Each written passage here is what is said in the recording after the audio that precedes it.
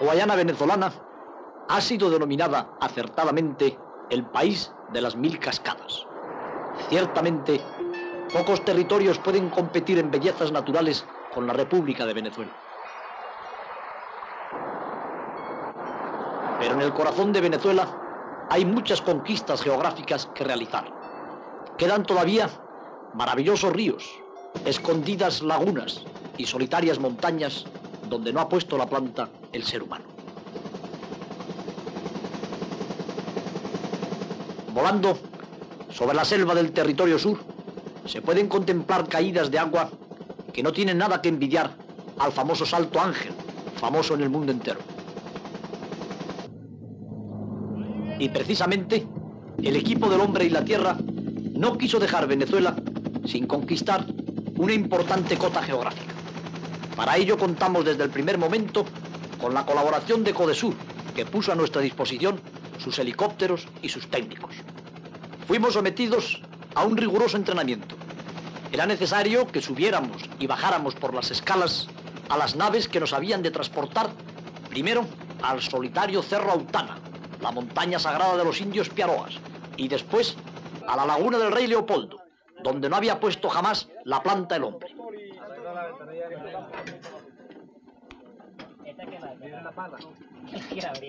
En la mañana del 23 de marzo de 1973, nuestra pequeña expedición partía del aeropuerto de Puerto Ayacucho en dirección al Cerro Autana.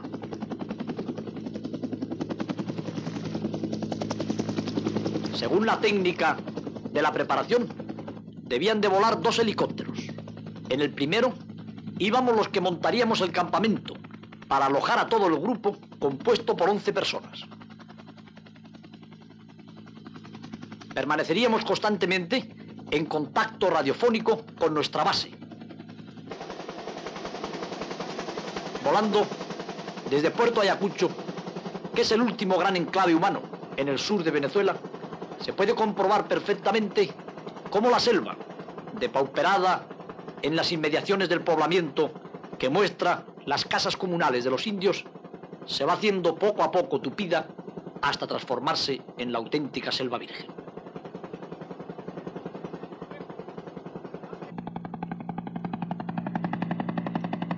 Dejamos atrás el Padre Orinoco y volamos ya sobre ríos perdidos en la selva. Volamos pronto sobre parajes a donde muy pocas veces han llegado las expediciones.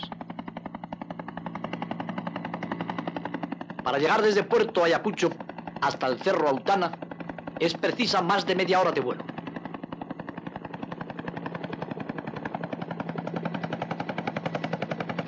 Las apretadas copas de los árboles ponen muy bien de manifiesto que la caída de un avión en estas latitudes supondría un accidente irreparable. Pero en el camino a la cumbre que nos espera, volamos sobre la misteriosa Laguna Negra del Rey Leopoldo. Según las tradiciones de la selva y según el relato de algunos pilotos, un animal gigantesco, monstruo prehistórico, gran anaconda o enorme caimán viviría en las misteriosas y solitarias aguas. Nadie había podido descender hasta ellas para comprobarlo. Nosotros nos proponíamos llegar a la laguna al día siguiente de pernoctar en el Cerro Autana, que desafiante, solitario, como el tocón petrificado de un árbol gigantesco, estaba delante de la proa de nuestro helicóptero. Comentando estas imágenes, hemos de rememorar y agradecer la pericia de los pilotos de la Fuerza Aérea Venezolana, que en un día de tormenta, volando entre nubes, fueron capaces de perforar el techo para posarse en lo alto del cerro, a 1400 metros de altura, en unas condiciones atmosféricas que no se prestaban en absoluto para acometer la expedición. Cuando volamos cerca de la pared del cerro, vemos las misteriosas cavernas que habríamos de explorar al día siguiente. Volamos muy cerca de la pared, pero las condiciones no eran aptas para la exploración de las cuevas. Pretendíamos simplemente posarnos en lo alto del monolito solitario e inescalable para instalar allí nuestro campamento. Apenas comenzamos a volar sobre el gigantesco monolito, sobre la torre solitaria y sagrada de los indios, cuando contemplamos que toda su superficie estaba calcinada, negra. Sobre el fondo quemado destacaban las plantas carnívoras que también nos proponíamos estudiar. El cerro nos acogía con el gesto fruncido. El cerro no nos recibía con una superficie verde, como ocurrió cuando llegó la primera expedición, la de Charlie Brewer, el 21 de septiembre de 1971. En esta ocasión no había un ápice de verdor sobre la superficie de la montaña sagrada. En esta ocasión todo era negrura, mal tiempo, y las plantas calcinadas que se alimentan de insectos nos esperaban amenazadoramente.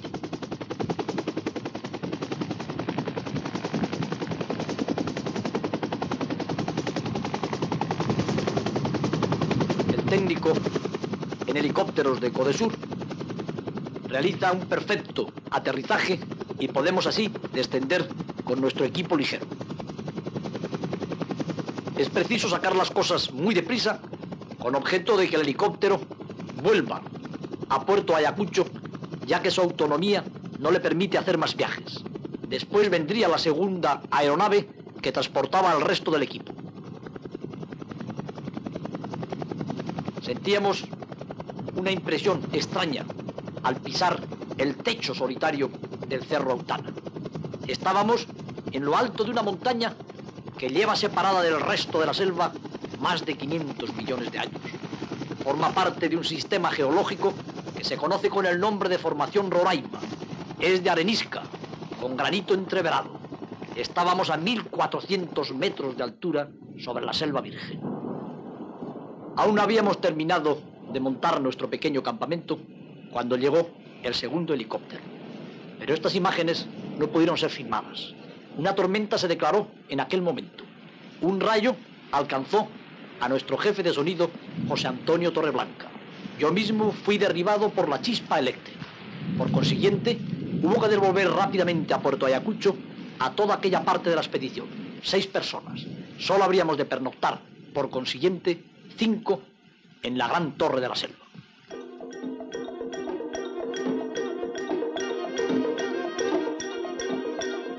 Afortunadamente, amaneció un día radiante después de una noche de pesadilla. Habíamos temido permanentemente que aquel gigantesco pararrayos, que realmente es el Cerro Autana, pararrayos que quizá justifica las leyendas de los indios y pararrayos que mostraba la calcinación de toda su superficie, atrajera la electricidad estática y acabara con nosotros. Pero ciertamente al día siguiente pudimos trabajar a nuestro gusto. Recolectamos algunos ejemplares, como esta rana absolutamente desconocida por la ciencia. Nuestro colaborador científico, el doctor Castroviejo, estaba verdaderamente radiante ante estos hallazgos. Estuvimos contemplando largamente este curioso espécimen que llevaba separada seguramente del resto de ranas sudamericanas millones y millones de años viviendo en lo alto de la montaña sagrada de los indios Piaroas. Entre tanto, los hombres de las cámaras preparaban sus objetivos y sus lentes para trabajar en el estudio de las plantas insectívoras. Porque en estos altos tepuyes, que es como se llaman las montañas solitarias de la Formación Roraima, abundan las plantas insectívoras. Parece ser que la carencia de nitrógeno de estos suelos tremendamente lavados y húmedos han llevado a los vegetales a adaptarse para obtener este elemento necesario de los animales vivientes.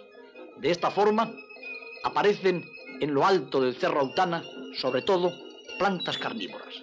Plantas que están dotadas de una especie de trampas para capturar los insectos.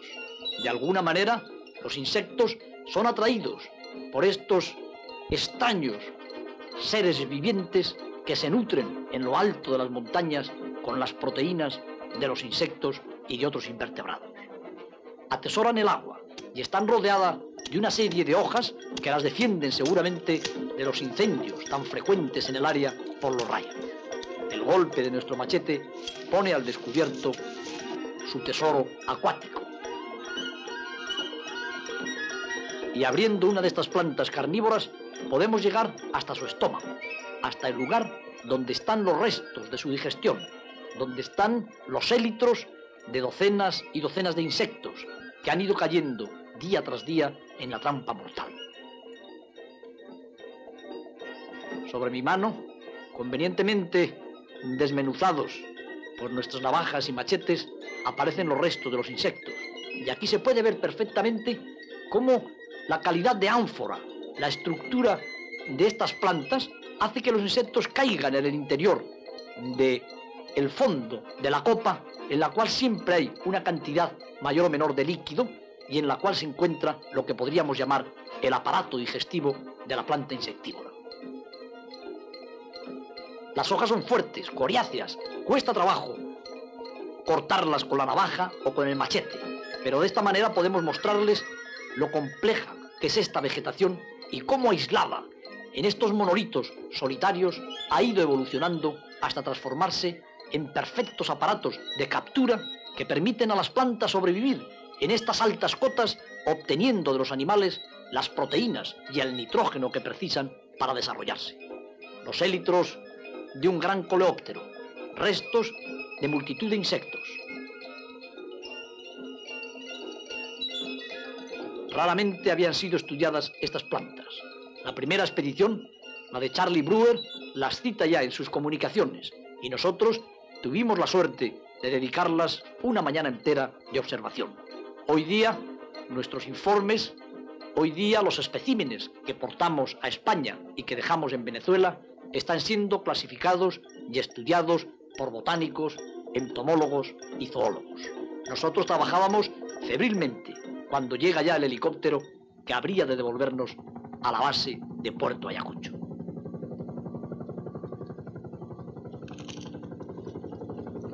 Se acercaba ya el mediodía del 24 de marzo de 1973. Nuevamente las nubes estaban cercando el cerro y nosotros teníamos prisa, porque antes de regresar a Puerto Ayacucho queríamos poner el pie en la laguna del Rey Leopoldo. Queríamos desvelar el gran misterio.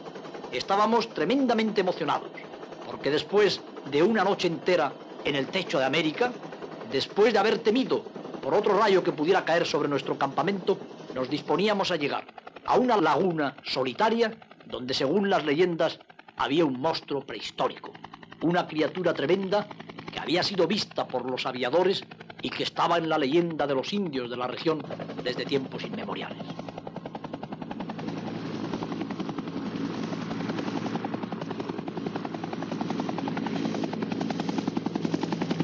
Pero las condiciones atmosféricas eran óptimas para realizar un vuelo en torno al Cerro Autana antes de alejarnos, quizá para siempre, de la montaña sagrada de los indios Piaroas.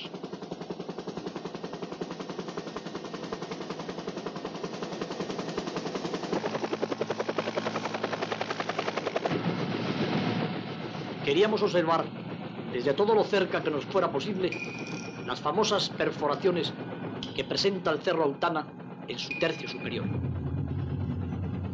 Estas perforaciones habían creído hacer ver a un piloto de la selva la presencia de un ara, de una roca en forma de altar de sacrificios que pudimos perfectamente contemplar desde el helicóptero. La tienen precisamente en el centro del fotograma. Esta famosa ara de sacrificios fue la que movió la expedición de Charlie Brewer 2 años antes. Esta expedición, con un fotógrafo del National Geographic Magazine, descendió hasta la caverna y pudo comprobar que allí nunca había llegado el hombre. La losa que aparece en el centro de la cueva se ha desprendido del techo. Ciertamente, el Cerro Autana es la montaña sagrada de los indios. Creen los Piaroas que es el tocón petrificado de un árbol gigantesco que cubría el mundo entero. El árbol, herido por el rayo, cayó sobre la selva con gran estrépito, y todas las criaturas que pueblan el mundo, en desorden, se desprendieron de sus ramas para andar errabundas eternamente, desprendidas del tocón petrificado sagrado que ahora sobrevolamos desde nuestro helicóptero. Una vaga emoción nos embargaba al dejar la montaña sagrada. Una sensación profunda de haber roto algún misterio, de haber profanado algún mito, se estaba apoderando de nosotros. la montaña gigantesca, el árbol pétreo de 1400 metros de altura, el ara de los sacrificios de los indios piaroas, que no era más que un bloque caído desde el techo de la cueva. Allí nunca jamás había llegado el hombre. Pero volando sobre la selva tupida, íbamos nosotros ahora a desvelar otro misterio. Y sobre todo, íbamos a realizar una premier geográfica. Pretendíamos descender en la Laguna Negra del Rey Leopoldo. Nos dijeron los pilotos de los helicópteros que no sería fácil, porque se encontraba metida en una especie de cráter y allí no podían evolucionar bien las naves. A pesar de todo, pudieron acercarse lo suficiente a una roca, a una isla rocosa que hay en una parte del lago, como para que yo pudiera saltar, y también dos componentes de nuestro equipo: el operador Jorge Herrero y el ayudante de cámara Carlos de las Heras. Más tarde harían descender a un técnico geólogo de Codesur. Éramos las 4 primeras personas en la historia geográfica de América que poníamos el pie en una laguna que lleva el nombre del Rey Leopoldo, porque el gran expedicionario se quedó a unos cuantos kilómetros de esta cota geográfica que pretendía conquistar. Sería difícil que yo les explicara ahora lo que sentíamos en la laguna. Sobre todo, prisa. Era necesario transportar el material cinematográfico al otro lado de la isla. Pero para ello precisábamos atravesar a nado las aguas negras. Eran pocos metros los que nos separaban de la orilla selvática, pero según las leyendas, allí vivía un monstruo. Cuando me quitaba la camisa, pensé que la mejor manera de demostrarnos si allí había o no un monstruo sería meterse en el agua. Y naturalmente, animado por mis compañeros, me metí deprisa, porque cuanto menos tiempo estuvieran las negras aguas, menos oportunidades tendría el monstruo prehistórico de emplearme como cebo en aquella riente mañana venezolana. Nuestras expediciones sucesivas, el trabajo de exploración de la laguna a lo largo de toda la tarde, no nos permitieron encontrar ningún rastro de un gran vertebrado que viviera en las aguas. No había huellas, no había excrementos, no había restos de festines. Por consiguiente, podemos decir que bajo nuestro punto de vista de zoólogos, allí no puede vivir ningún gran depredador, porque los depredadores dejan siempre rastros de festines, de pasos o de excrementos. Ciertamente, explorando las orillas de la solitaria laguna, pudimos ver que los tapires bajan hasta ella para beber sus aguas. Es posible que un gran tapir llamó la atención de un piloto y que el piloto lo tomó por un monstruo prehistórico. Había también pájaros en el bosque que rodea la laguna, sobre todo guacamayos y algunos colibríes. Pero no había ni rastro del pretendido monstruo prehistórico. Pasamos una jornada inolvidable en la laguna del Rey Leopoldo. Exploramos con todo el detenimiento que pudimos, en solamente 5 o 6 horas, las orillas boscosas de las aguas negras.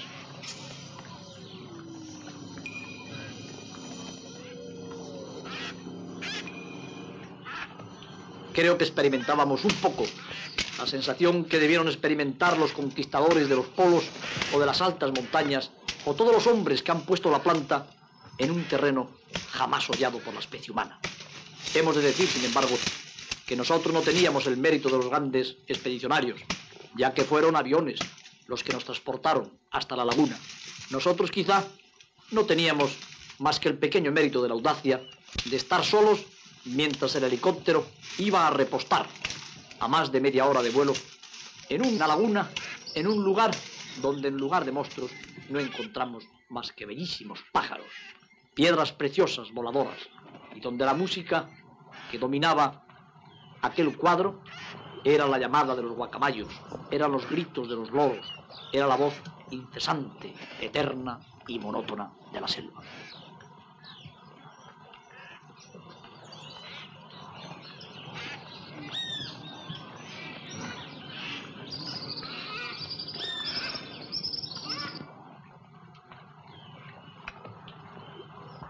Caía la tarde. 2 horas antes de ponerse el sol, exactamente el sábado 24 de marzo de 1973, volvían los helicópteros para rescatarnos. A gusto hubiéramos permanecido algunas jornadas en la laguna, pero la logística no era fácil. Aprovisionarnos resultaba complicado y, como comprobaríamos después, fue mucho más difícil salir del cráter de las aguas negras que entrar en él. El estruendo de las aspas del helicóptero lo llenaba todo. Estábamos esperando con facilidad que la nave aérea se acercara a la pequeña isla donde habíamos desembarcado. Pero no contábamos con la tremenda fuerza de aquellas hélices que organizaban verdaderos remolinos de agua y que el viento que ponían en movimiento era capaz de derribarnos al suelo. Fue capaz de levantar en vuelo una lancha neumática que habíamos empleado para explorar la laguna, lanzándola con cámaras en su interior, con pesos, como si hubiera sido un simple papel de fumar. El primer intento de sacarnos de la laguna había fracasado. Después nos lanzaron un mensaje en el interior de una botella. Aquello no dejaba de ser rocambolesco. En el mensaje nos decían los técnicos en helicópteros exactamente lo que teníamos que hacer si queríamos salir aquella tarde de la Laguna Negra.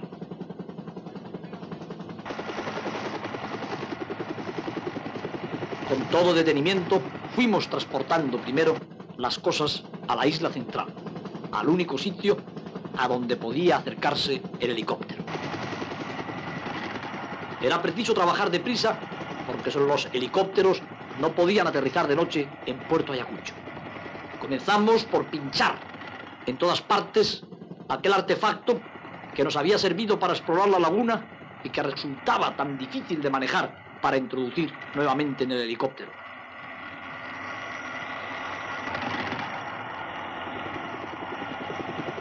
Poco a poco, paso a paso, batidos por los remolinos, bajo el fragor de los motores y bajo el trauma de las aspas de la nave, fuimos enviando todos nuestros pertrechos.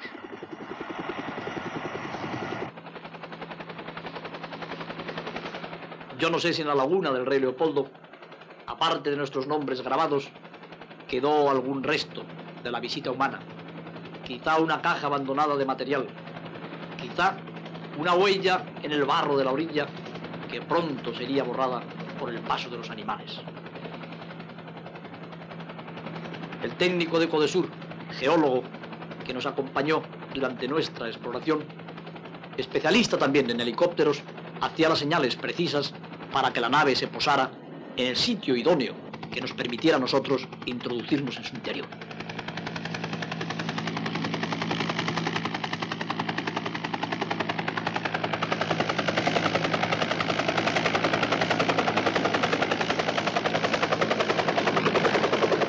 Hemos de reconocer que todo el mérito de esta conquista geográfica pertenece a Codesur y a los pilotos de los helicópteros.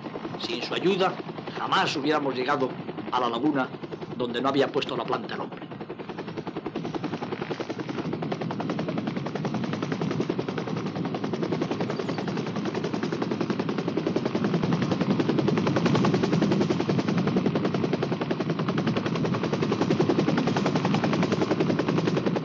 Pocos fueron los especímenes que pudimos recolectar durante nuestras parcas horas de exploración.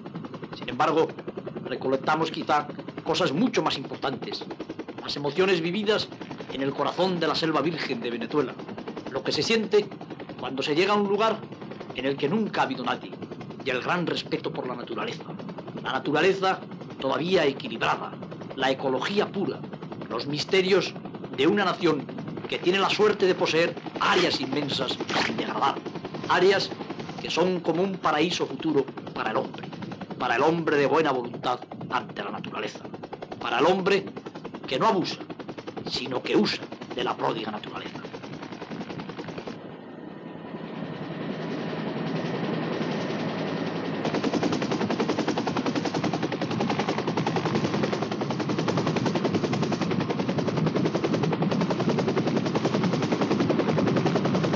Cuando el helicóptero despegaba de la laguna del Rey Leopoldo, filmado desde el cielo por el segundo helicóptero, nosotros sentíamos la satisfacción de haber cumplido con un deber, de haber terminado un programa que nunca hubiéramos podido llegar a cabo, como decimos, sin la estrecha colaboración de nuestros amigos venezolanos. El 23 y el 24 de marzo de 1973 habíamos coronado el Cerro Autana y habíamos conquistado la laguna del Rey Leopoldo.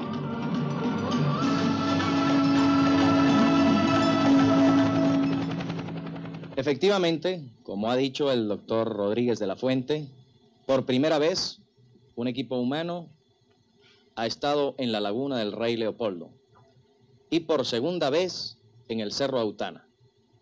Es más, podríamos decir que por primera vez un equipo profesional de filmación está en el Cerro Autana, ha llegado al Cerro Autana. Para la Comisión para el Desarrollo del Sur de Venezuela, CODESUR, representa una gran satisfacción haber ayudado, haber colaborado y haber estado presente en el transporte, logística y preparación de estas expediciones que han logrado realmente un éxito extraordinario. Y a nosotros solo nos cabe agradecer, en nombre del equipo del Hombre y la Tierra de Televisión Española, la valiosa colaboración del organismo CODESUR.